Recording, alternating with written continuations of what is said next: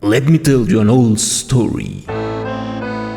It is said that cats are the only beings that can transit between the afterlife and the world we call real. There are many ancient mythologies that mention cats as companions of witches and sorcerers, of the deceased on their way to the afterlife, or as protectors from supernatural threats. These stories are no coincidence. Anyone who has lived with a cat knows perfectly well that their behavior reveals a knowledge of something that is beyond human understanding.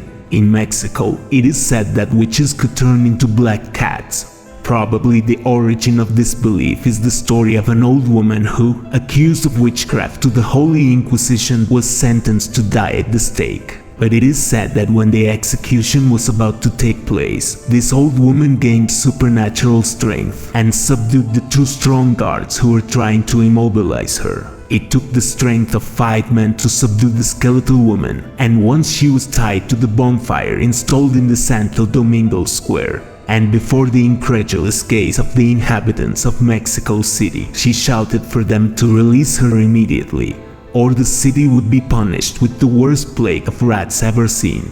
Executioners and bystanders laughed at the absurd curse that the old woman was casting, and the execution continued.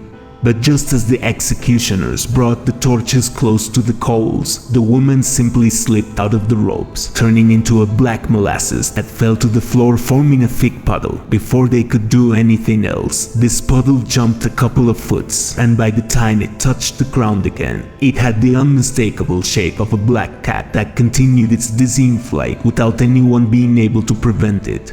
In a very short time, all the inhabitants of the city had heard about what had happened, and with it, panic about cats, especially black cats, took hold of the region.